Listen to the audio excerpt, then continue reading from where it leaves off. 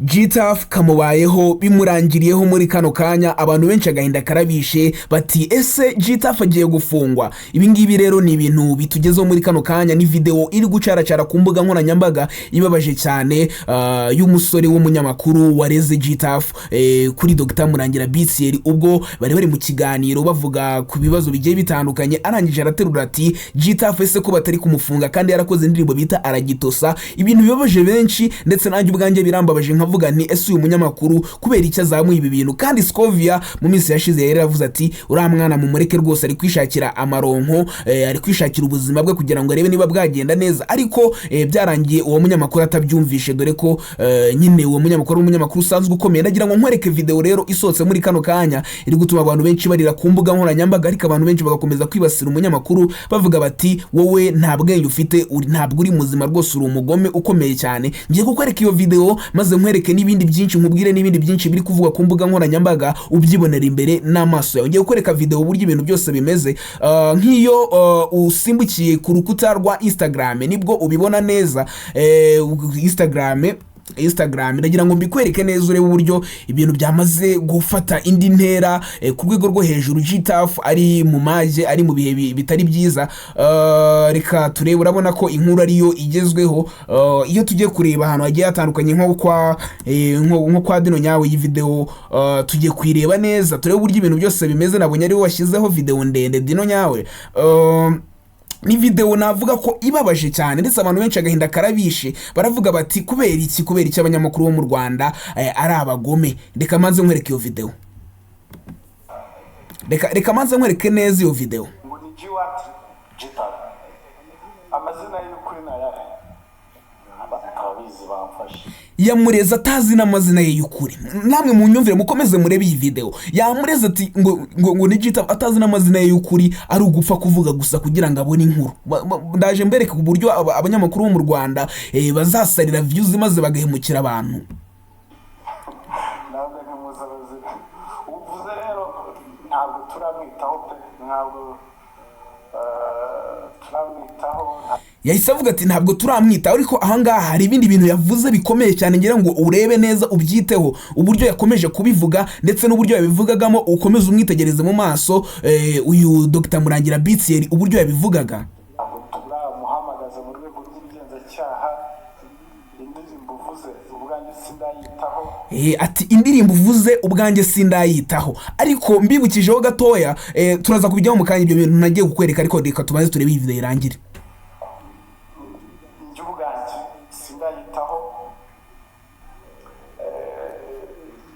Iyo ndirimbo yabivuga iki, yabimeze pe, harimo ibiki, ni indirimbo idakwiriye imeze.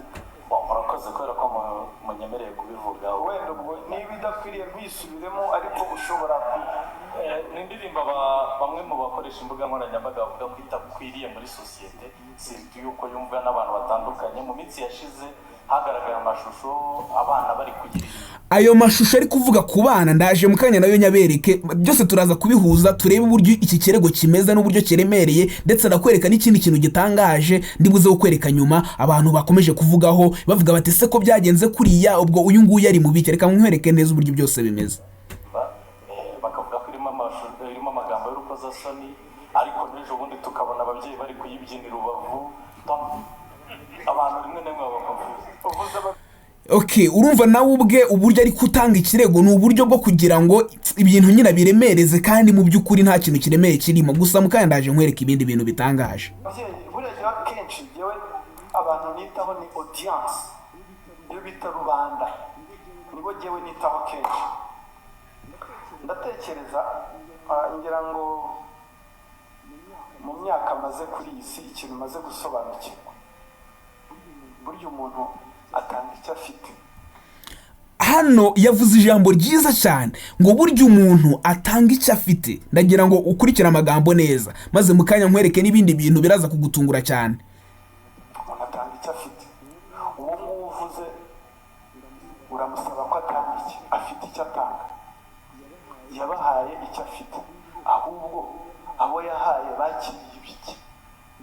Ngo ni G Okay, ndakeka none ibintu byose muri kubireba neza. Noneho tugiye muri comment ho gatoya, abantu bose basaza bari kuvuga bati uyu Dino Nyawe yanditse ngo iki ni ikibazo nyabaki, ikibazo cyafungisha umuntu, niko Dino Nyawe yanditse. Cyakoze uyu munyamakuru arasebye kandi nari nzi ko ari umunyamwuga sha.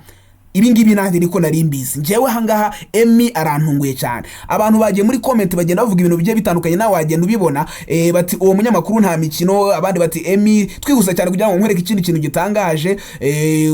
G Taff official ndakeka iyi account niye katurebe. G Taff nawe yagize ikintu bivuga ko muri comment ya Dino Nyawe ya ndabona ari ya account ya G Taff. Reka turebe, beze turebe ugatoye. Ibi ngibi ni ikibazo cyamaze kuba ikibazo gikomeye cyane.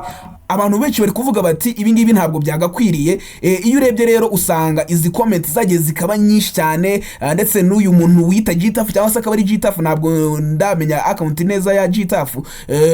Aravuga ati ubu Emmy Rwanda ikinege nagukoreye iki, ubu ninjye uririmbye indirimbo mbi kuri social media, niko uyu G Taff yanditse. Sindamenya neza niba ari G Taff, ariko nabwo twahita tubireba tukabimenya twihuse cyane, kubera ko ngiye gukwereka ikindi kintu, ibindi bintu bibiri byiza cyane biraza kugutungura cyane kuri iyi nkuru. Ngahita nkwereka n'uburyo ibi bintu uyu Emmy w'u Rwanda nyine cyangwa se Emmy ikinege yabitingije cyane, kandi atari ibintu byakwiye kuba ari ibintu biremereye. G Taff katurebe, G Taff ari uvuze nabyo byaba ari ikindi. G Taff baramushaka hiki. Nje hari ibintu ntumva. G Taff iri account ni G Taff yavuga ati se muranshaka hiki. Yes, dukomeje cyane rero, ndagira ngo tutatinda nshaka kukwereka ibyo tugiye kuri X y'umuvugizi wa polisi ACP. Buretse gatoya nkwereke uburyo ibintu mba numva ibintu babiremereje, babigize ibintu bikomeye cyane, kandi n'umuvugizi wa polisi yari yabitangaje, yabivuzeho.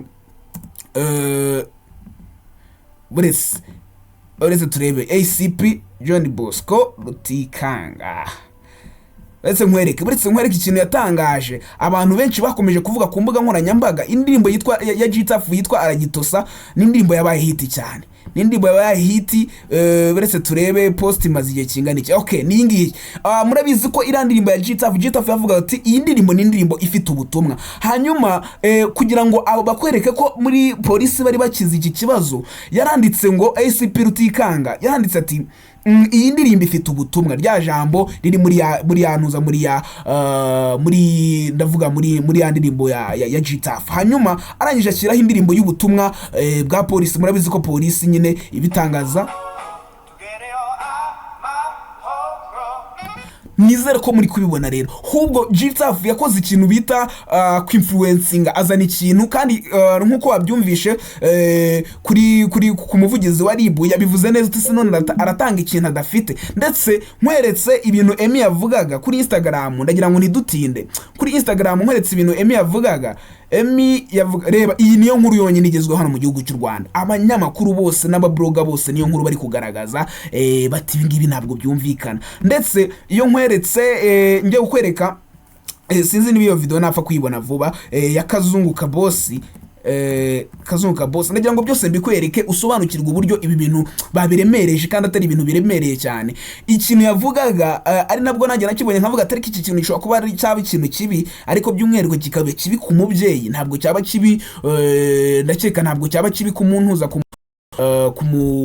muhanzi waririmbye igihangano, kubera ko na ba melody bafite indirimbo zitari nziza. Indirimbo ya G Taff nayo ni indirimbo imeze neza. Muri kano kanya navuga ko ihagaze neza kuri YouTube. Aragitosa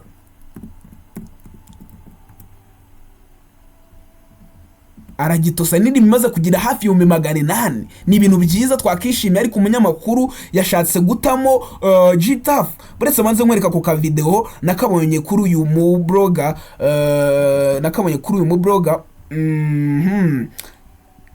ariko nako hari ukuntu kareba nawe ukavuga uti ibintu ntabwo ari byiza. Gusa nyine abantu benshi bagiye baveba umubyeyi, bavuga bati rwose ibingibi ntabwo byagakwiriye ku munyarwanda, ntabwo ari ibintu byiza. kandi nawe nanjye nyine hari ukuntu mbibona nkavuga ni rwose ntabwo ari ibintu byiza, ibintu bitari byiza habe na gato. Iyo tugiye tureba dusanga indirimbo bita Aragitosa imeze neza, ariko ugasanga umuhanzi cyangwa se umukomediye wacu ntabwo nyine abantu bari kumufata neza, ntabwo bari kumwishimira. Okay, ya video ndabona nyibonye ni iyi ngiyi rero, ni iyi ngiyi.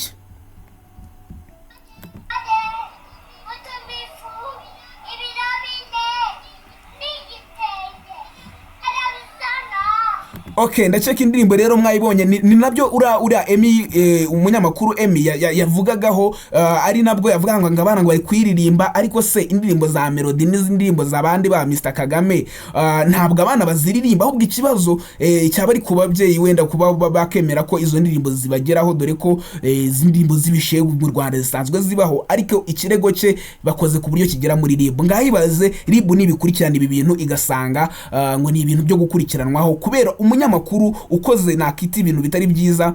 Rwose ntabwo ngiye namushimye, rwose numvaga ko ari umunyamwuga bitewe nuko akorera ikinyamakuru gikomeye nk'Igihe, numva ko ari ibintu birenze, ariko rwose ntabwo binshimishije kuri G Taff wanjye rwose. Si ukuvuga ngo iki, ariko ntabwo binshimishije habe na gato. Rero reka ngushimire, mbonye ikiganiro cyacu twakoze cyamaze igihe kinini, reka ngushimire, ariko wowe twabanye nagerageje kugenda gakeya kugira ngo tubusobanukirwe ibintu byose, ndakeka byose byamaze gusobanuka. Ndetse ikindi kintu nakubwira, G Taff mu gihe tutari twamenya amakuru yandi amuvugwaho avuga ko wenda yaba yafunzwe cyangwa se agiye gukurikiranwa, reka tube dutwaye ibi ngibi tuvuge tuti ubwo nyine nuko bimeze, nta kindi twarenzaho. Gusa ikintu cyonyine nakubwira, G Taff rwose mu musengere ibintu bye bikomeze bigende neza, 5/5 akomeza duhereze video nkuko asanzwe aziduhatangiye, akomeza akore, ndetse ibintu RIB koko nkuko yabivuze imureke rwose asagambe, akomere kandi akomeza akorera amafaranga. Nanjye nibyo musabira. Reka ngushimire rero wowe twabanye kuri iki kiganiro, nje mwari kumwe n'ingewe bita Ibel, ariko kandi nabwo ntugende udakanze subscribe nyaboneka kugira ngo tujye tubana neza 5/5 naho ubutaha.